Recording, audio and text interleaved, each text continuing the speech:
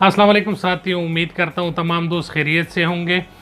दोस्तों, ख़ान साहब के साथ जो है बेवफाइयों का और दगाबाजियों का सिलसिला जारी है और ये सियासतदान जो है ये किस तरह अपने रंग बदलते हैं ये आप तमाम लोगों ने देखे होंगे।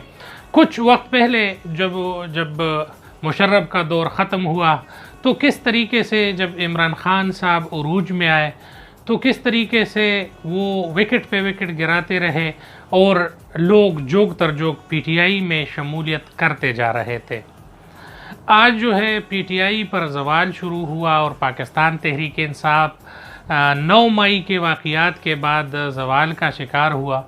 तो ख़ान साहब के साथ जो है वो वफ़ादार जो सीने पर गोलियां खाने को तैयार थे, जो अपने गर्दनें काटने को तैयार थे, वो आहिस्ता आहिस्ता जो है अपने अपने राहों पर मुसाफिर थे और चले गए। मौसमी बटेर थे और मौसम के चले जाने के बाद वो बटेर भी जो है चलने लगे हैं।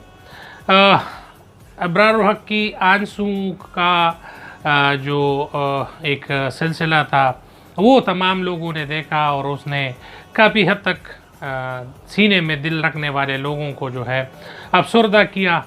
अबरार हक ने भी साथ छोड़ दिया और लोगों ने भी साथ छोड़ दिया।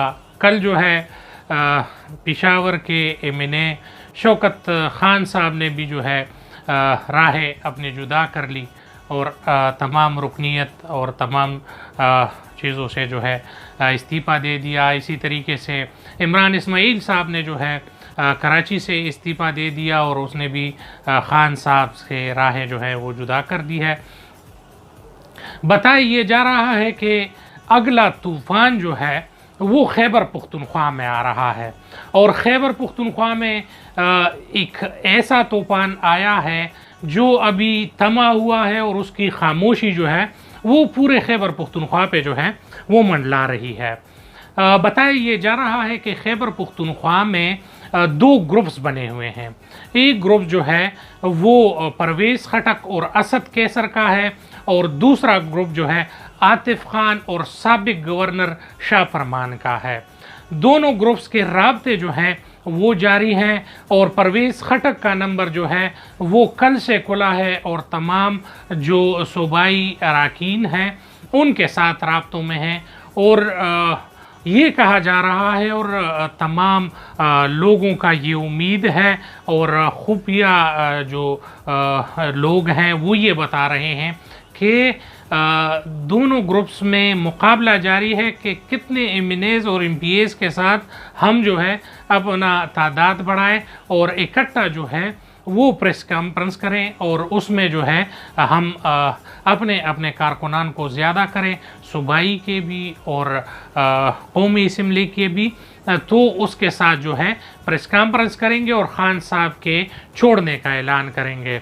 अगर देखा जाए तो यहाँ पर खैबर पुख्तनख्वा में जो है ये दौड़ जो है ये जुम्मे के रोज़ से लगी हुई है और जब से जुम्मे के रोज़ में जब इफ्तिखार दुर्रानी की वीडियो लीक हुई है तो उसके बाद जो है ये दौड़ और भी तेज़ होने लगा है।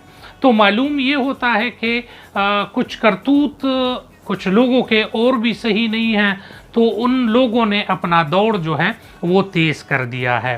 ख़ान साहब के जो साथ छोड़ने वाले लोगों में ये बहुत भयानक होगा अगर परवेज़ ख़ान खटक जैसे साहब और असद कैसर जैसे लोग पार्टी को इस तरह छोड़ेंगे या शाह फरमान और आतिफ खान जैसे लोग इस तरीके से खैबर पुख्तनख्वा में तहरीक इंसाफ का साथ छोड़ेंगे तो तहरीक इंसाफ में जो है कोई भी फ़र्द जो है वो बच नहीं पाएगा और इस ज़लज़ले को जो है ख़ान साहब भी झेल नहीं पाएगा।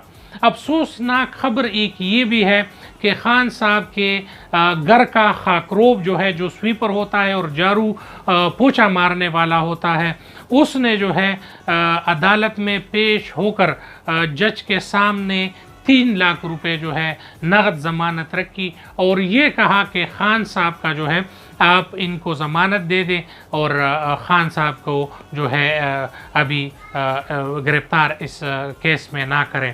तो जज ने खाकरोब को ये कहा कि आप है कौन? तो खाकरोब ने ये कहा कि मैं ज़मान पार्क में ख़ान साहब का स्वीपर हूँ और वहाँ पर उसके घर का खाकरोब हूँ और उसका वफ़ादार हूँ।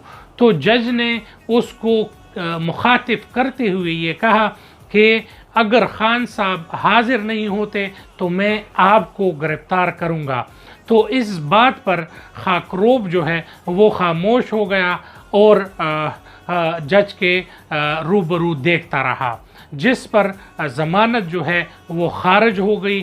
और यहाँ तक बात पहुँची कि ख़ान साहब के वो वफ़ादार इम्तियाज़, जिमेनेज़, फरागोगी और इस तरह के और गुज्जर और पठान और सब जो है उसका जो है अपना दर मालूम नहीं है, तो ख़ान साहब के ज़मानत जो है वो कैसे देंगे।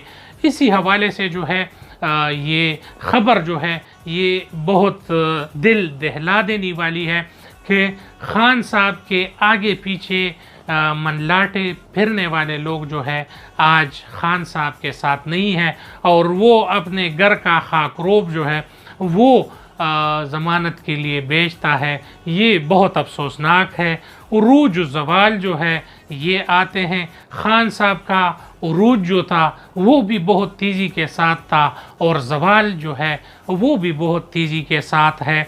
मगर आप तमाम लोगों को ये बताता चलूँ कि खैबर पख्तूनख्वा में बहुत दो बड़े पावर ब्लॉक जो है वो बन गए हैं और वो दोनों परदन जो है प्रेस कॉन्फ्रेंस करेंगे, ख़ान साहब को छोड़ेंगे।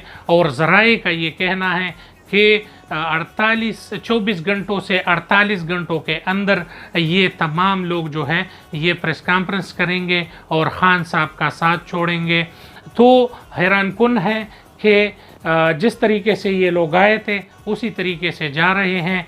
बहुत अफसोसनाक है। इंशाल्लाह इस हवाले से और ख़ान साहब के साथ कौन कौन साथ छोड़ता है इस हवाले से आप लोगों के लिए न्यूज़ लाते रहेंगे। आप हमारे साथ रहिए, चैनल को लाइक करें, सब्सक्राइब करें और बेल का आइकन दबाएं। बहुत शुक्रिया। अस्सलाम वालेकुम।